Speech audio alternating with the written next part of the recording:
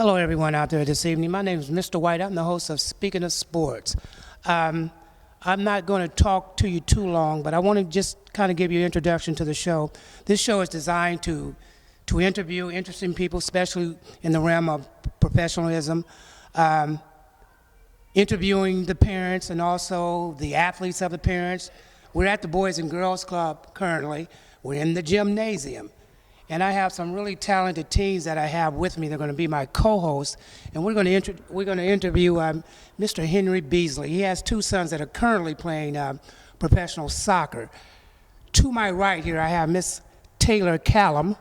To my far right, I have D'Angelo Pallone. In dead center, we have Mr. Henry Beasely. And what's going to transpire tonight, these lucky teens will get the opportunity to ask Mr. Beasely some questions. He's going to get us some feedback, and we should have a good time here. Now, which one of you are going to start with the questioning? I am. Okay, let's get this started talking about the sidelines. So since they say like let the coaches be coaches and let the kids play, like do you ever have a problem with that? Yes, sometimes, because as you know, every parent thinks that their kid is the best, and that's okay. But sometimes it's not that case, because in practice, the kid might not do what he's supposed to do, or he might be, undisciplined. So when games come in and he's on the sideline, the parents are wondering, why the kid's on the sideline, rather than to ask the coach what happened. But most of the time, it's some kind of discipline most of the time while the kids are on the sideline. Okay. Now, like for the new parents, like would you help them out if they like don't know what they're talking about or if they just need help? Yes, yes. Most of the time I try to tell the parents that if they need to contact me during a game, don't run out on the field, please.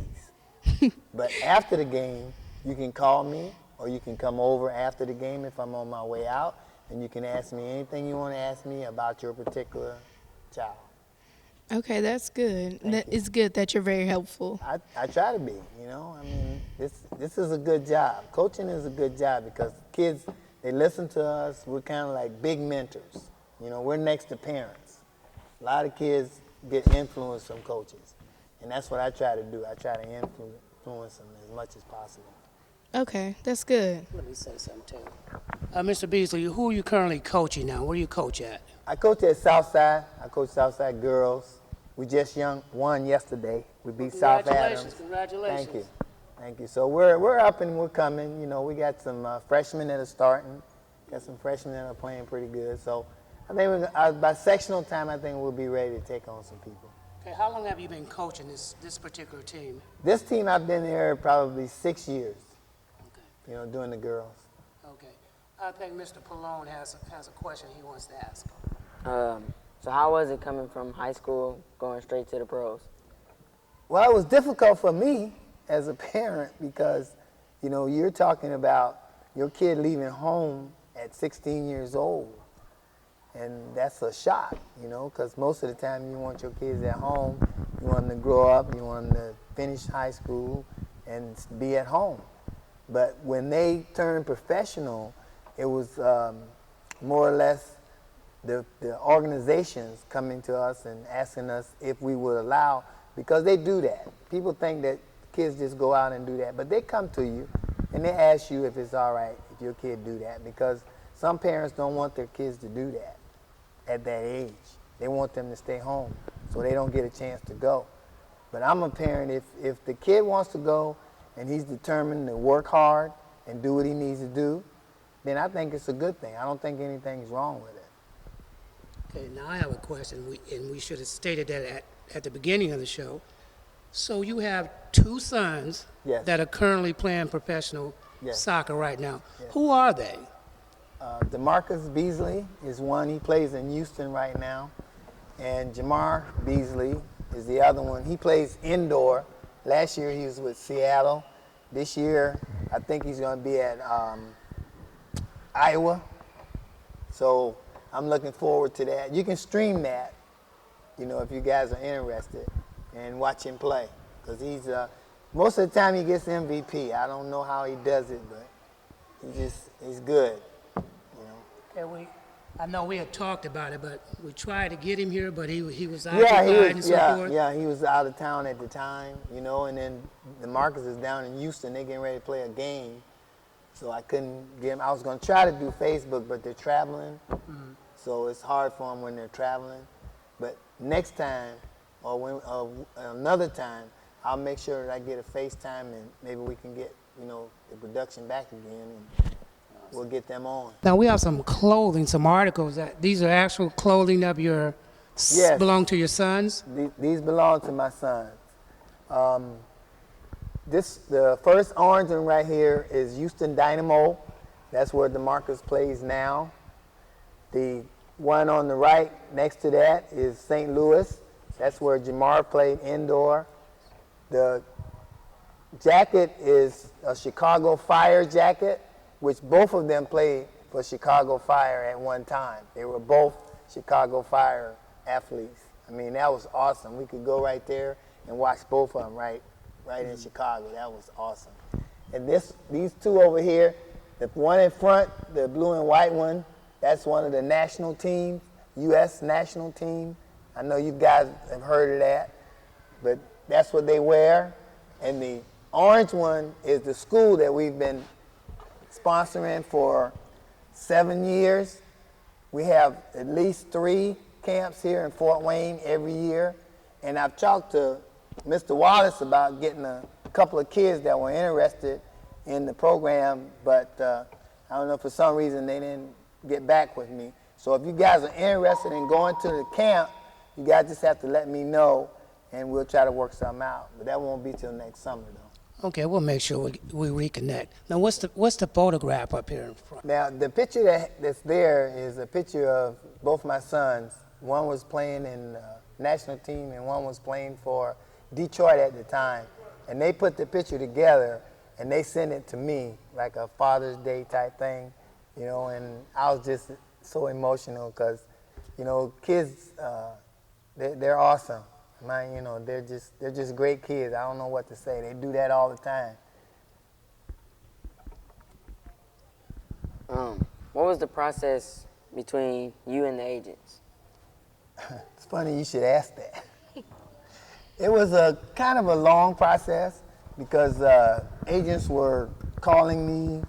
You know, some of them were coming by the house, and they had different programs, you know, as far as what they were going to do for my kids when they start playing.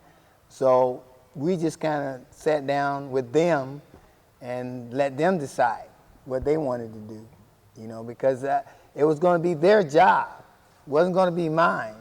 So we had to let them kind of choose the agents that they wanted to choose.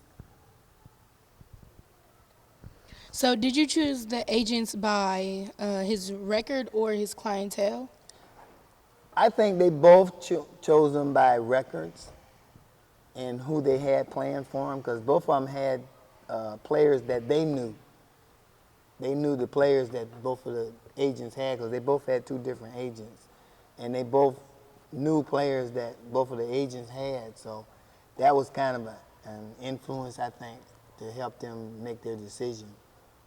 Okay, what is the age difference between your 2 sons? It's 3 years. 3 years? Yeah. Okay. Yeah. And I'm kind of curious, you don't have to give me any exact figures, but what do you think I don't know if you're even familiar, what's the entry level in terms of salary?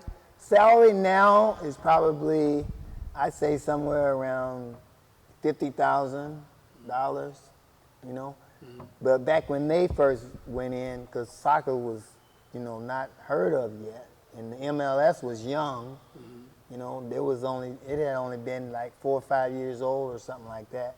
And when they went in, they were, back then I think it was only like about 32,000 or something like that. So it's improved. It's gotten better, but we still can't compete with Europe. Okay. Europe is where everybody wants to go because that's where the money is. Okay, awesome, thank you. Were you pleased with the salary? Yes. For 16 and 18, I think, yeah, I was really pleased. What is one good thing about soccer and what is the age level in soccer? The one good thing about soccer is kind of like golf. You know, golf you can play till you're 60, 70 years old. Soccer you can do the same thing. Because once you get older, the difference between what a young person does and what an older person does is you get smarter as you get older. You don't run as much. When you're younger, you run a lot. You know, you guys are running all over the place. But as you get older, myself included, I let the young guys, when I play with young guys, I let them run. I play the ball, they get it, they take off. The life can be, I mean, it can, I know guys right now that's 60, 70, and they still play. Every Monday and Wednesday they play over at Sport Club. Go by there sometime and check it out. They're out there playing every Monday and Wednesday. Where is that at, that sport? That's on Ardmore. Ardmore? Yeah, Okay. on Ardmore. Take the kids over there sometime. I think that'd be a good experience for them. Okay, that's Go over good. there and watch them guys, watch them old guys play. So you saying you don't participate now, right? I still play a little bit. I still play a little bit. Can you talk about the positions in soccer? Can we do that? Yeah, we can do that.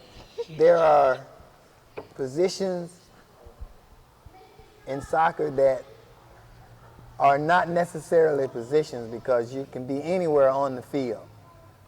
But they assign people positions. Like you have forwards, which are guys that score most of the time.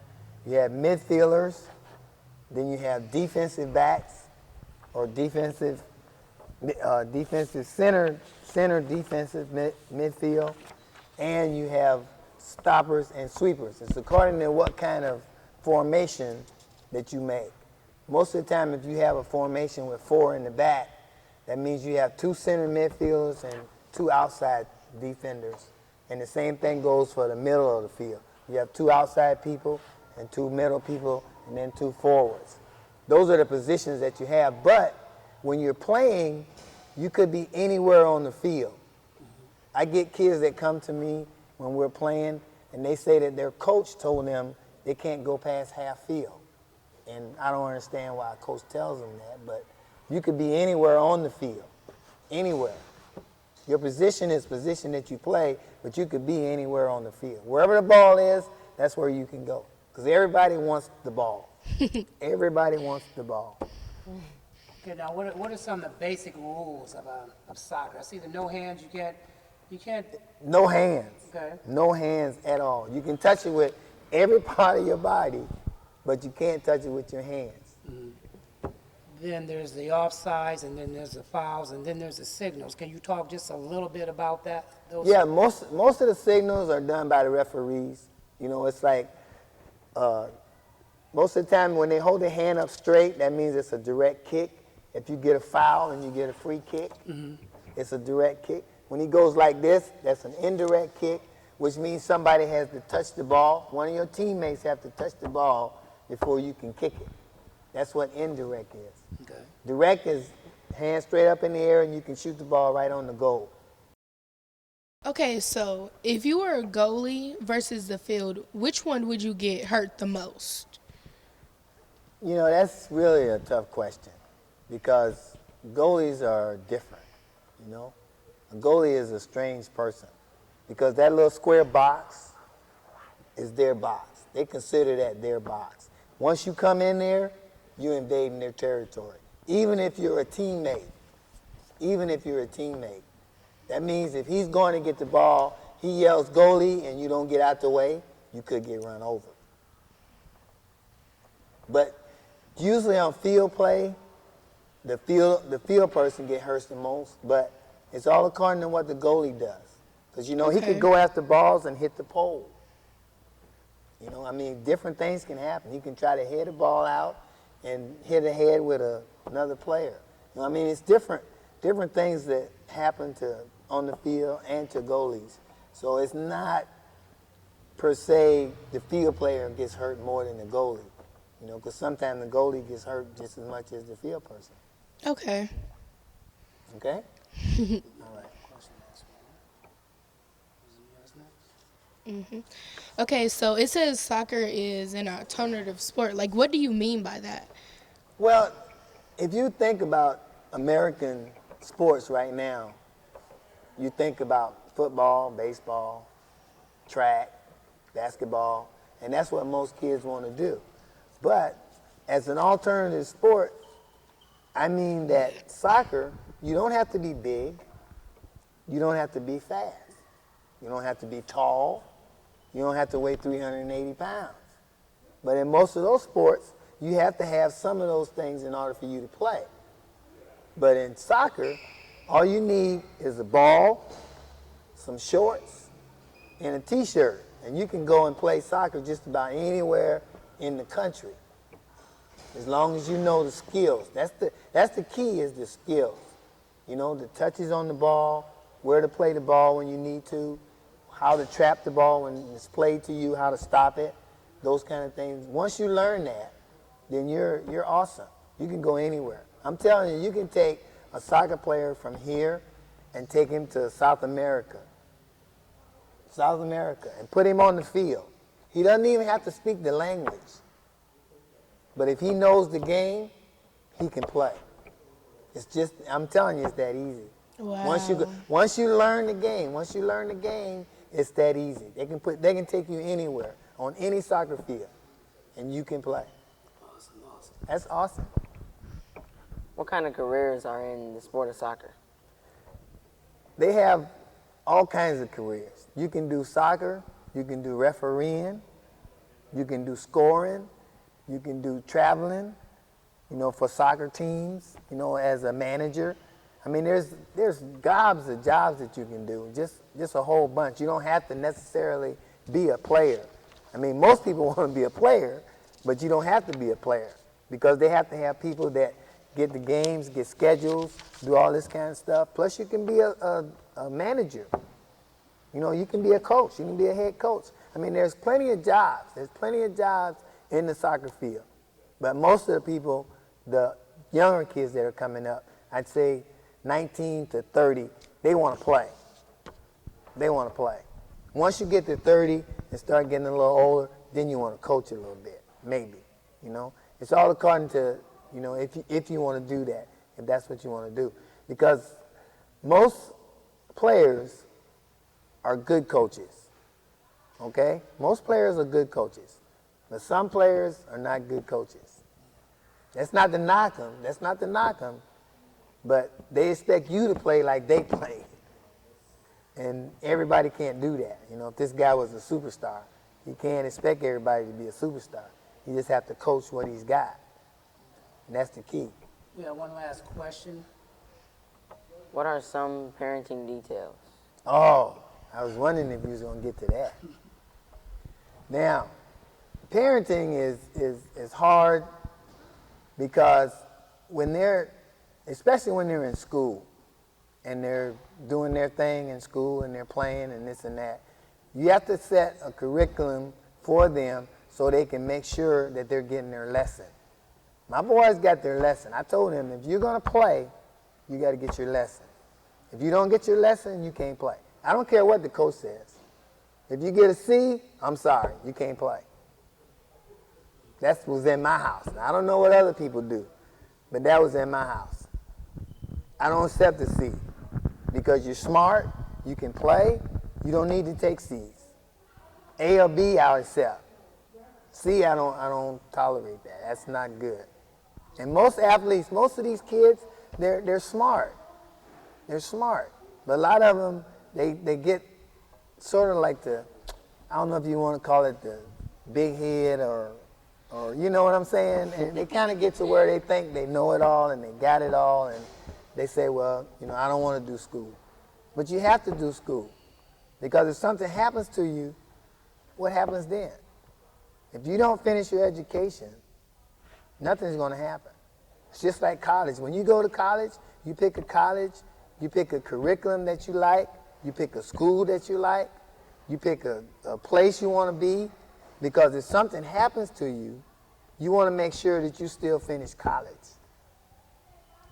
Make sure you finish college, because that's the key. Because you could break a leg, or you could change coaches. Teams can change coaches, and that coach don't like you no more. So you don't play as much as you did when the other coach was there. That might make you want to quit. But make sure you want to stay at that school and finish your education. That's the key. Awesome. Now, did your sons, did they go to college here in the States, or? How did they pursue their education?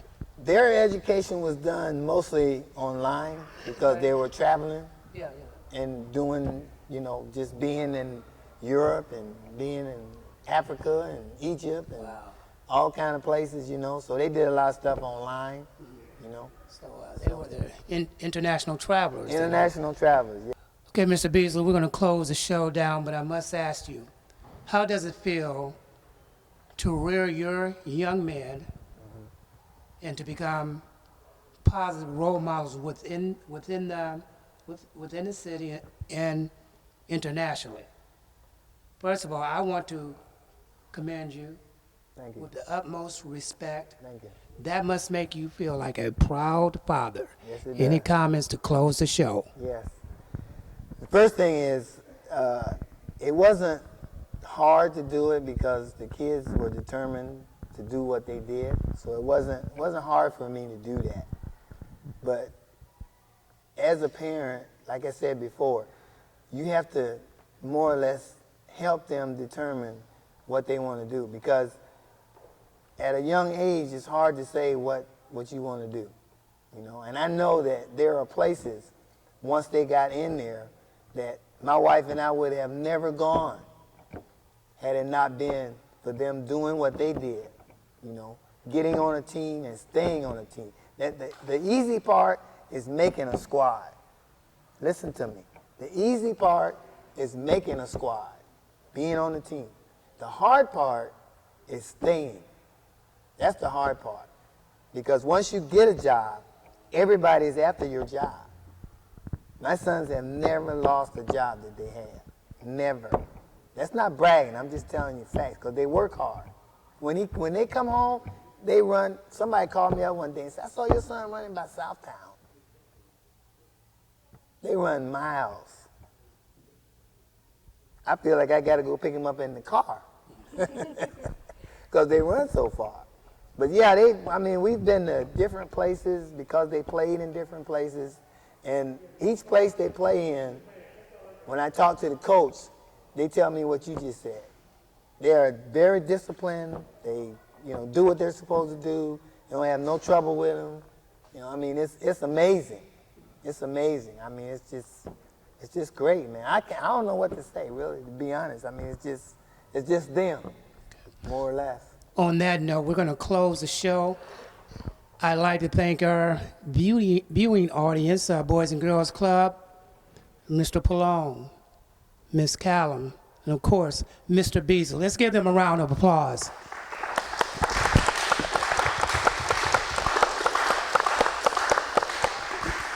And that's our show.